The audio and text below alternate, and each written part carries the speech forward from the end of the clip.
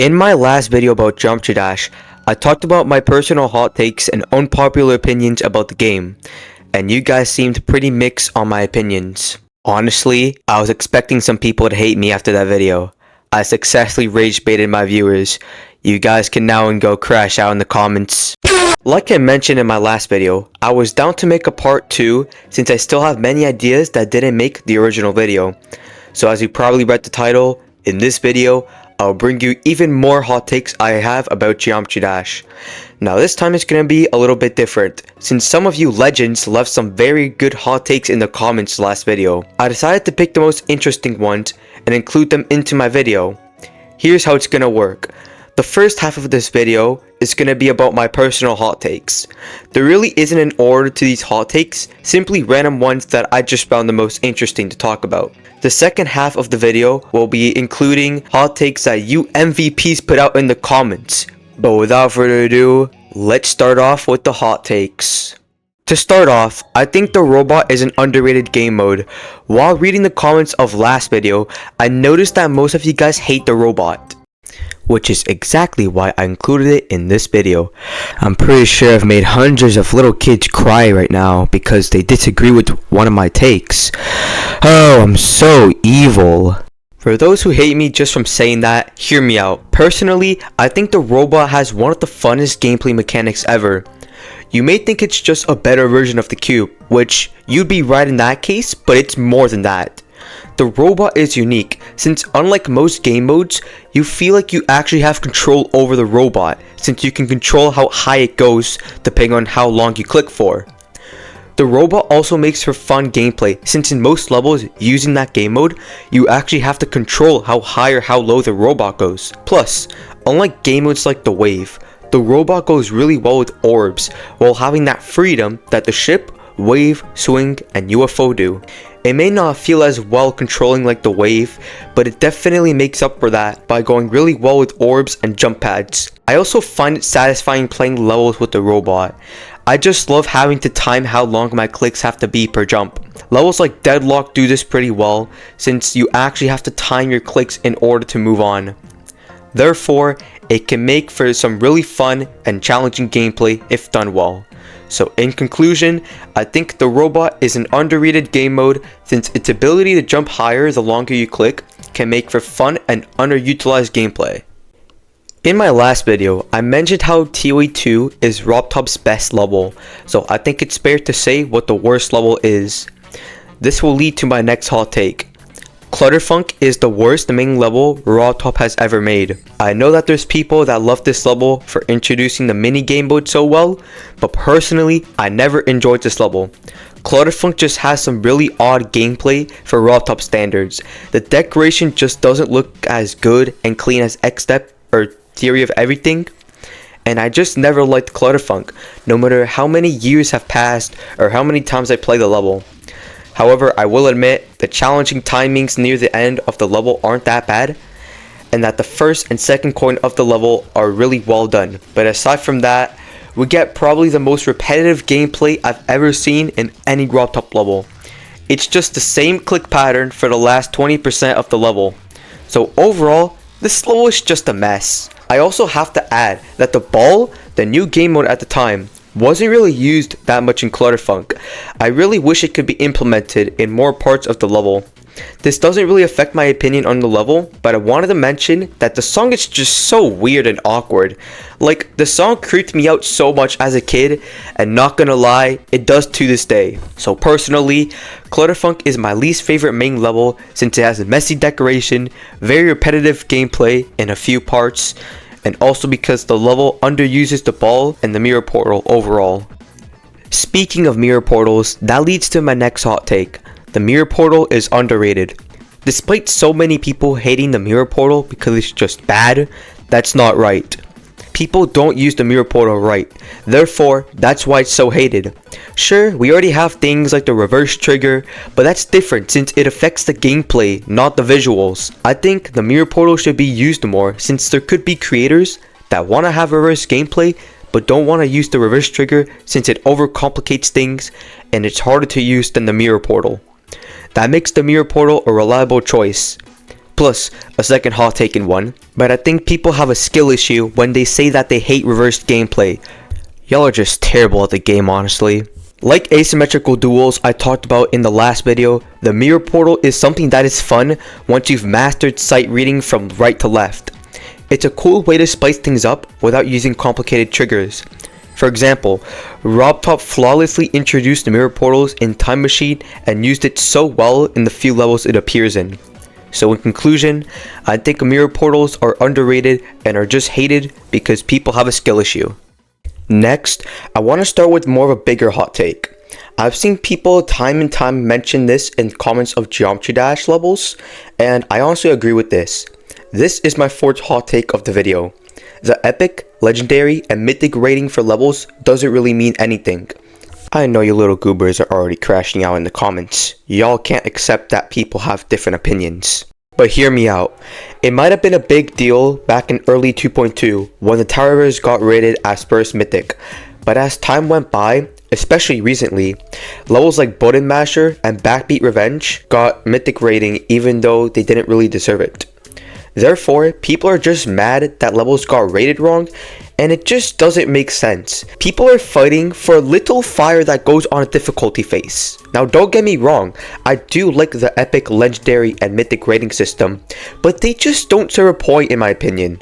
The only purpose it has is just to rate the level based on decoration, and honestly, I think it's just not very practical or special like it used to be, since nowadays, levels just always get these ratings, and it doesn't really surprise much people once they actually get like a legendary or mythic rating. Also, another hot take in this one. Why is What by Spoonix not mythic rated? The creator of the level himself took 2 years to make that amazing level, just for it to be an epic rating. Add on that he made it in 2.1. Now sure, you can argue that mythic rating didn't exist in 2.1, but come on, it's RobTop. He can for sure re-rate the level. He has done it before, I'm pretty sure, my bad if I'm mistaken. So as you can see, this little fire that goes on the difficulty icons poses a lot of problems and controversies in the community. So in conclusion, just remove it. Okay, that's way too much, but I think that epic, legendary, and mythic ratings should be either reworked or if not, just removed completely. Quite the bold take, but I'm pretty sure some people should agree.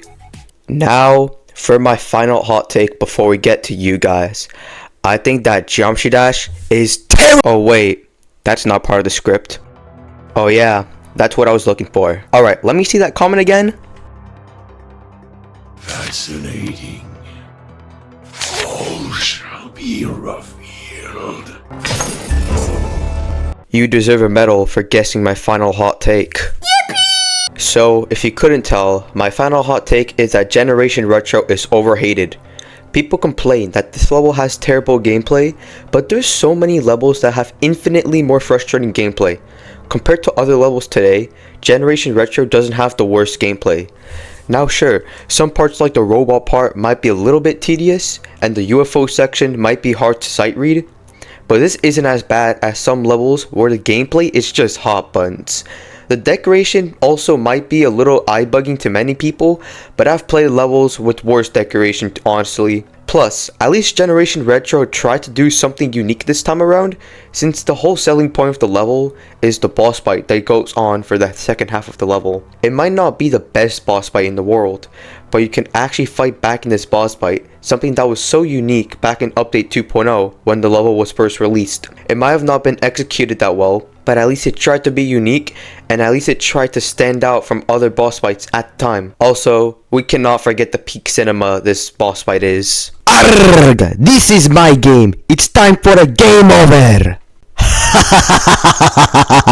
No! These sentences have never made me laugh as hard as I did when I first read them out loud.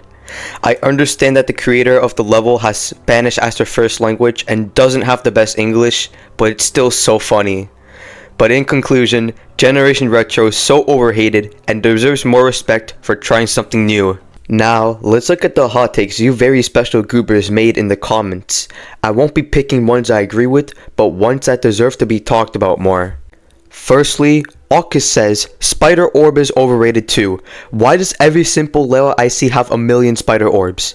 Personally, this one is quite hard to decide on whether I agree or not. I can see why people agree or disagree with this take. However, in my opinion, while it is pretty close, I think I have to disagree with this one. I think that people use the spider orb well enough, and I don't think it's too overused.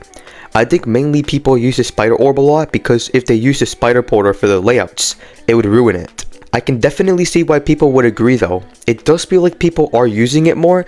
However, I think as time goes on and more updates are released, people may not use the spider orbs as much. Next, Albert says, 2.2 levels nowadays are just 2.1 levels with camera controls and shaders. Nothing new and boring, and people should start creating 2.2 levels with actual 2.2 gameplay like direction changing, swing, interesting usage of green gravity portal, teleportation offset, and multi-directional duel. Originally, I was gonna disagree with that take. However, looking back at this comment once again and playing average daily levels, I can now agree with Albert. Most daily levels I've played don't really use the new 2.2 features that much and just feel like 2.1 levels honestly.